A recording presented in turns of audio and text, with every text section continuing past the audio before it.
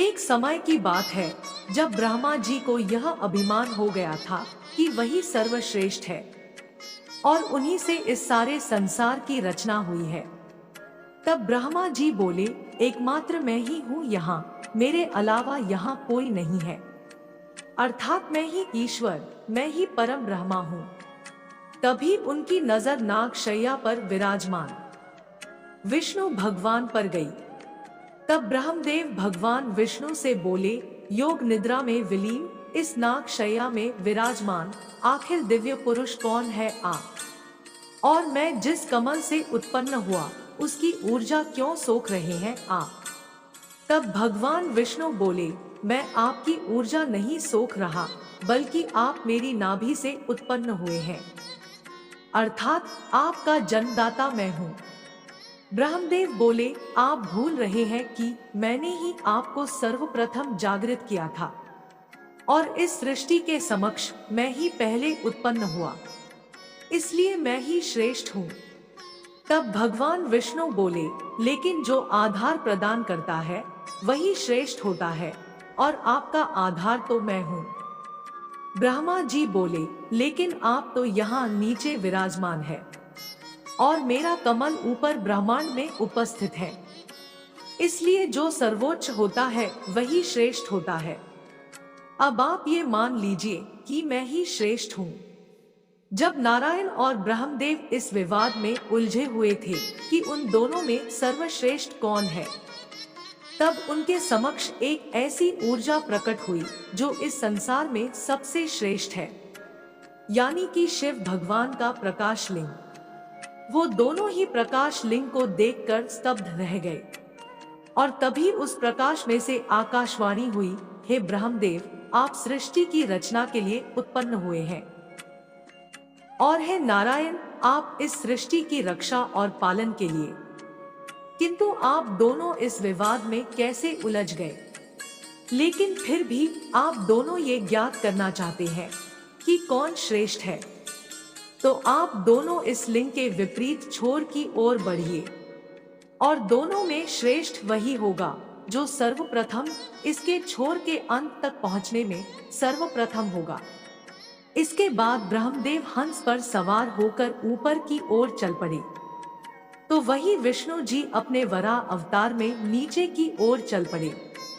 काफी देर तक ऊपर चढ़ते हुए ब्रह्मदेव को रास्ते में एक केतकी पुष्प दिखा।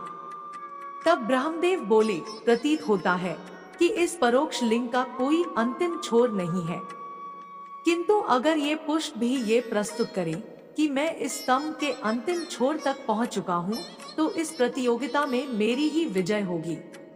तभी वो पुष्प ब्रह्मदेव के हाथों में आता है। ब्रह्मदेव उस पुष्प से पूछते हैं, कौन हो तुम और यहाँ क्या कर रही हो? फिर वो पुष्प एक लड़की का रूप ले लेती है और बोलती है, मैं केतकी पुष्प हूँ। जैसे ही मेरी उत्पत्ति हुई, इस प्रकाश स्तंभ की रोशनी से प्रभावित होकर मैं इस ओर आ गई।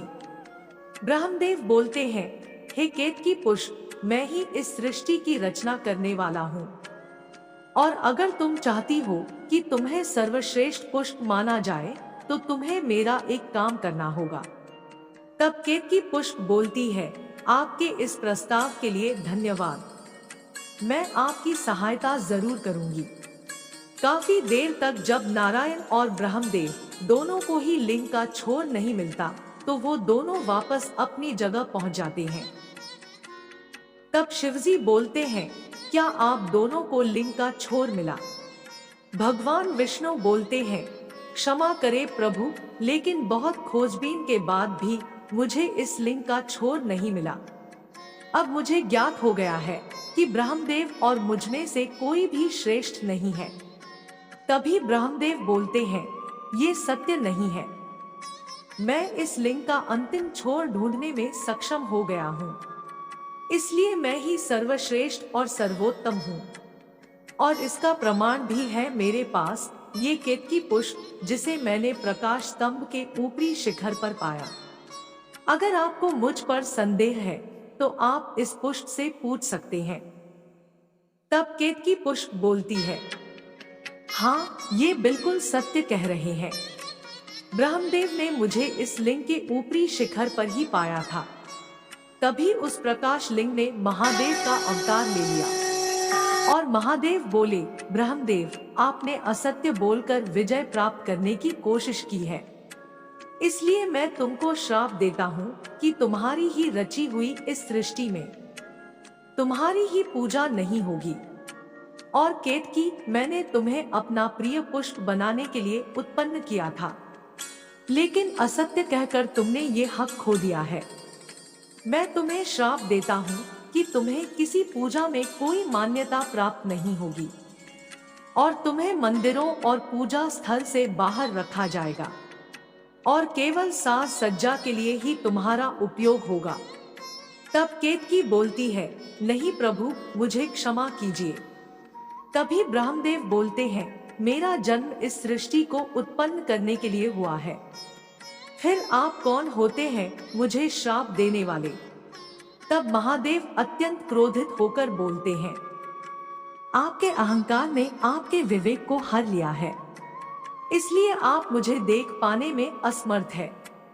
मैंने ही आपको उत्पन्न किया है और आपके इस अहंकार को तोड़ना अति आवश्यक है। इतना कहते ही महादेव का उग्र रूप काल भैरव प्रकट होता है और क्रोधित होकर कहता है, परम ब्रह्मा है आप, किंतु आपके अंदर का यह अहंकार आप में भ्रम उत्पन्न कर रहा है। ऐसा अहंकार और कटु वचन बोलने वाले आपके पंचम शीश को दंड भुगतना ही होगा। भैरव ने बिना देर किए पल भर में ही ब्रह्मदेव का 5वां शीश काट डाला और इस तरह उनके अहंकार को नष्ट कर डाला। तभी से ब्रह्मदेव के 5 नहीं बल्कि 4 ही शीश हैं और यही कारण है कि ब्रह्मदेव की पृथ्वी लोक पर पूजा नहीं की जाती है। दोस्तों, चाहे अहंकारी मनुष्य हो या कोई देवता ही क्यों ना हो, उसके अहंकार का अंत एक न एक दिन जरूर होता है, क्योंकि जहां अहंकार होता है वहां ज्ञान नहीं होता और जहां ज्ञान नहीं होता वहां देव रूपी गुण भी नहीं होते हैं। तो दोस्तों, आपको हमारी आज की यह कहानी कैसी लगी? अगर आपको यह कहानी पसंद आई हो तो कमेंट में हर हर महादेव जरूर लिखें तथा हमारे चैनल कथा परिवार को सब्सक्राइब और वीडियो को लाइक जरूर करें ताकि आगे आने वाली वीडियो आपसे मिस ना हो। इसी के साथ मैं अपने शब्दों को विराम देती हूँ और पुनः आपके मंगलमय जीवन की कामना करती हूँ।